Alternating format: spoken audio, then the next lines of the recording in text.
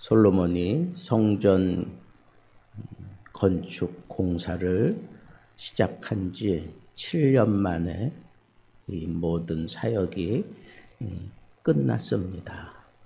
그래서 성전 봉헌식을 하는 그런 내용이 제 7장까지 쭉 이어지고 있는데, 특별히 오늘은 성전이 건축되고 난 이후에 솔로몬이 제일 먼저 한 것이 뭐냐 하면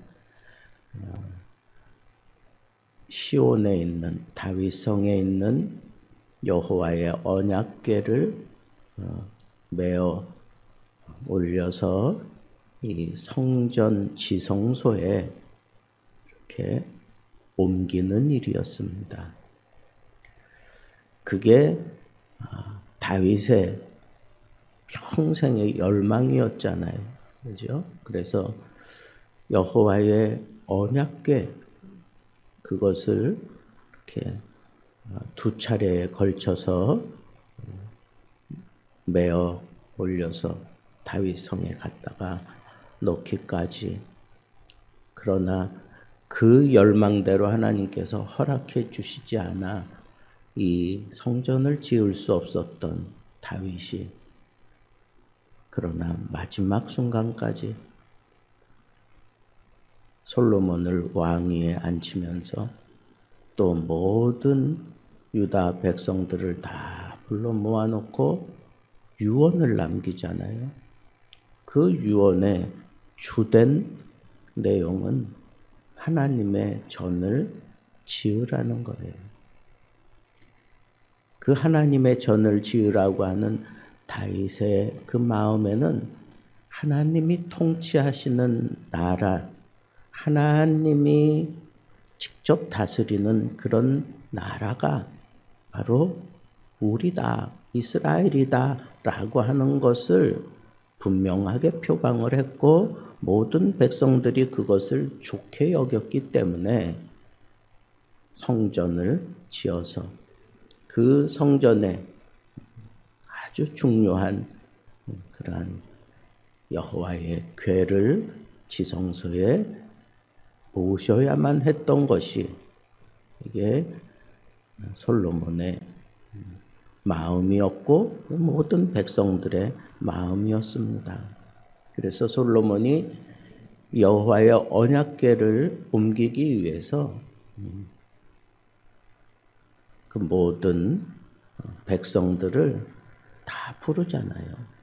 백성들을 다 부릅니다. 그래서 그 지도자들을 불렀다라고 하는 것은, 그것은 그 모든 대표격으로 왔으니까 장로들, 그리고 유사 혹은 방백이라고 표현되어 있던 이런 지도자들을 다 우두머리죠. 다 불러들였을 때 모든 족장들, 우두머리, 그리고 또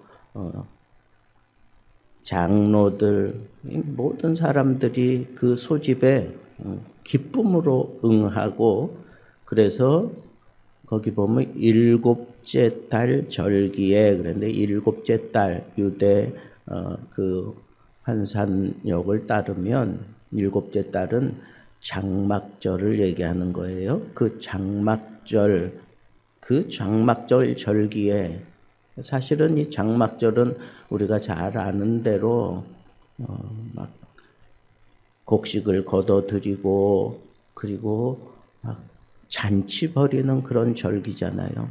바로 그때에 이스라엘 모든 사람들이 다 왕에게로 모였다 그랬어요. 이스라엘의 모든 사람들이, 대표들이 모인 것을 이스라엘의 모든 사람들이 다 모였다라고 그렇게 표현하고 있는 것을 보게 됩니다.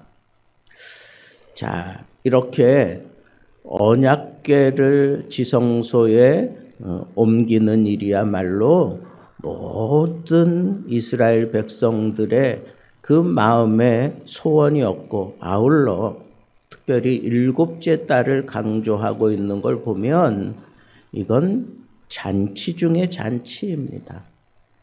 여호와의 언약궤가 제 자리에 딱 자리 잡는 것, 그것은 정말 이스라엘 모든 백성들의 잔치 중에 잔치였습니다. 그래서 그 언약궤가 옮겨지기 위해서 다윗성에서 이렇게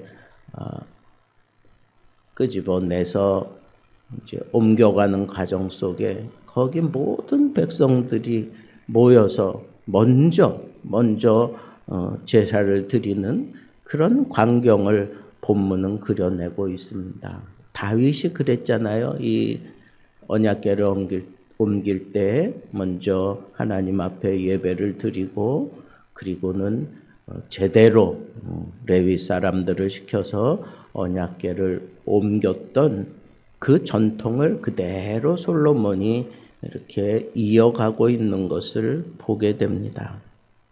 그래서 이 백성들 가운데 이 모든 사람들의 그 마음이 다 하나로 그렇게 묶여지고 있는 것을 보는데, 이 하나님의 궤가 지성소에 제대로 잘 지어놓고 그 다음에 거기에 제대로 안치되어야만, 그래야만 모든 것이 완성되었다라고 하는 것을 모든 백성들이 다 동일하게 동의하고 기쁨으로 예배하고, 여러분 바로 그거예요.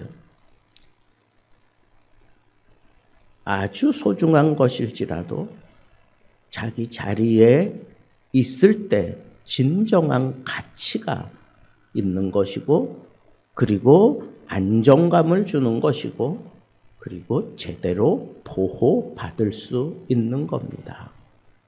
그래서 오늘 저는 이 언약궤를 옮기는 그 백성들의 그 마음을 우리가 조금 헤아리면서, 이 백성들이 이 언약궤와 더불어서 자기들의 어떤 그 나라를 하나님 앞에서 든든하게 세워 가려고 하는 그런 백성들의 마음을 충분히 우리가 헤아릴 수 있고, 또 이 언약궤가 얼마나 중요한 건지를 백성들이 잘 알고 있었어요.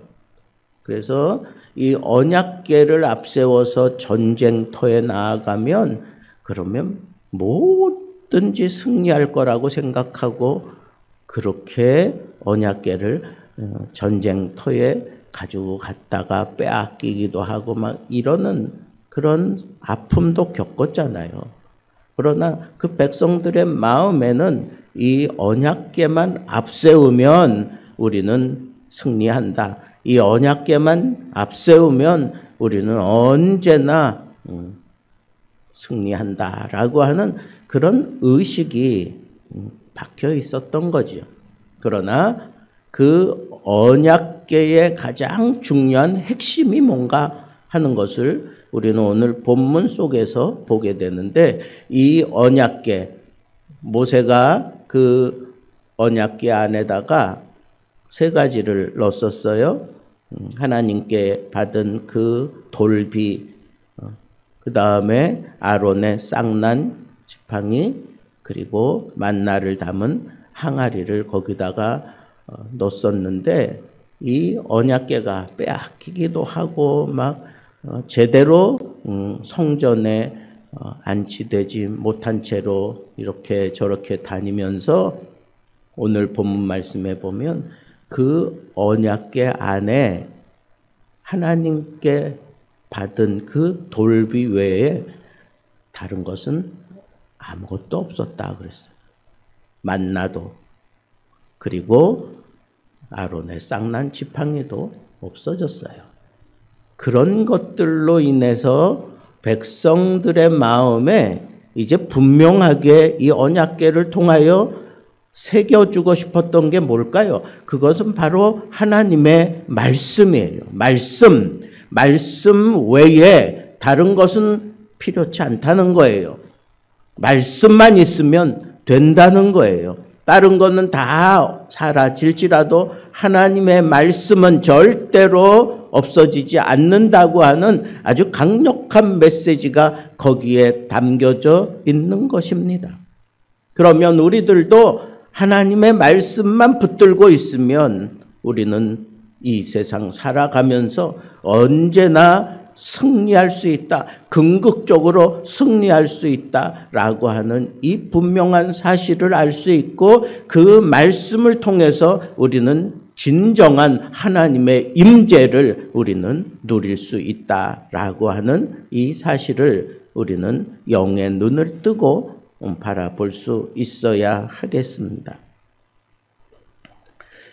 그러니까 모든 백성들의 마음이 이 언약궤가 성전을 지어놓고 그 지성소에 자리한다라고 하는 것은 이 성전의 완성이며 그리고 모든 백성들의 마음에 늘 불안함이 있고 늘 허전함이 있었는데 이게 이제 꽉 채워지는 그런 모습으로 여기에 그려지고 있구나라고 저는 그렇게 생각했습니다. 봉헌식을 하는 데 있어서 모든 기물들이 제 자리에 딱 자리 잡게 될 때 그때 진정 하나님 앞에 봉헌하는 것이 의미가 있다라고 하는 것도 우리는 오늘 본문 속에서 생각할 수 있고 그리고 하나님의 그 신정국가 다윗이 꿈꿔왔던 그리고 솔로몬과 이스라엘 백성들이 기대하는 하나님이 다스리는 그 신정국가의 그 모든 면모가 이제 완벽하게 갖추어졌다라고 하는 그런 마음이 이 백성들에게 분명히 심어졌던 것입니다. 그런데 이 역대기는 포로로 잡혀갔다가 돌아오는 그 백성들을 생각하며 쓴 책이기 때문에 오늘 이 말씀을 분명하게 기록하여서 백성들이 70년 포로 생활 마치고 돌아왔을 때 잔재와 같이 그 모든 자기들의 삶의 터전이 완전히 뒤바뀌어지고 다 망가진 그런 터전에서 그들이 무엇부터 해야 되는지, 무엇을 붙잡고 살아야 되는지, 그리고 하나님을 온전히 섬기는 일에 있어서 무엇보다도 온 이스라엘 백성들이 포로 생활 마치고 돌아와서 거기서 제일 먼저 해야 되는 것이 바로 여호와의 성전을 짓는 일이고 그리고 그 성전을 짓기 위해서 하나님의 나라를 실현해 보려고 일평생 발버둥 쳤던 다윗이 자기 손으로는 이루지 못했지만 그는 다 준비하고 설계도까지 받아서 솔로몬에게 주어서 솔로몬이 이렇게 정말 영광스러운 성전을 지었다. 그리고 여기에 모든 백성들이 마음을 같이 하고 이렇게 하나님 앞에 예배 드렸다라고 하는 것을 기록함으로 인해서 돌아온 그 백성들이 정말 이제 하나님 앞에 내가 무엇부터 해야 되는지 그리고 내가 내 삶의 진정한 안식 그리고 또 외부로부터의 이 적들과의 싸움에서 내가 무엇을 붙들고 살아가야 되는지 무엇이 우선순위고 무엇이 내가 붙들어야 되는 건지 이 역대기를 보면서 이 백성들은 크게 깨달음을 얻었고 도전을 얻었을 것입니다. 자, 이 말씀이 꼭 포로 생활을 마치고 돌아오는 사람들에게만 해당되는 걸까요? 그 백성들을 생각하면서 이 말씀이 기록되어졌다면 오늘 우리들에게도 동일한 그러한 원리를 따라서 우리도 이 말씀을 받아낼 줄 알아야 합니다. 여러분, 하나님의 성전에서 모든 기구들이 다 제자리에 안치되기까지 우선순위가 분명했고, 그리고 그 안치를 시킬 때 하나님이 정하신 방법대로 다윗이 아무리 중요한 그러한 뜻을 가지고 그리고 좋은 마음을 가지고 이 여호와의 언약궤를 옮기려고 하다가 하나님의 말씀대로 하지 않고 자기 생각만 앞세우다가 아주 큰 어려움을 겪었던 것을 우리는 잘 알잖아요. 이후에 다시 옮길 때에는 그와 같은 일이 벌어지지 않도록 철저하게 연구하고 조사하고 그리고 옮겼던 것처럼 오늘 우리들도 마찬가지입니다.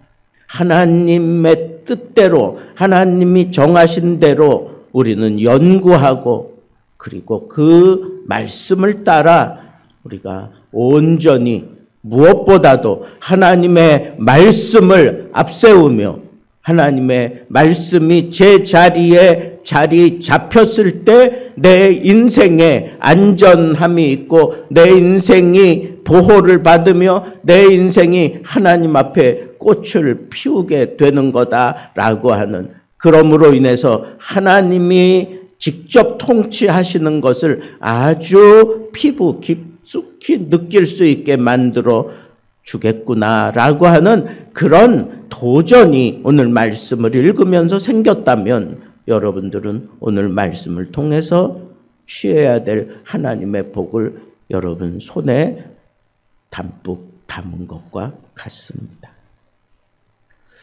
저는 오늘 말씀을 보면서 하나님의 성전이 이제 완성되었다라고 하는 것과 그리고 그 성전에 채워야 될 것들을 채우되 말씀대로 제대로 채워놓고 그 자리에 있어야 될 것들이 그 자리에 탁탁 안치되고 난 다음에 그제서야 내가 안전함을 느낄 수 있고 그리고 진정한 하나님의 보호를 받는 그런 삶이 열려지는구나라고 하는 이 사실과 그리고 이렇게 이 여호와의 언약궤를 지성소에 모시기 위해서 모든 이스라엘 백성들이 한 마음으로 하나님 앞에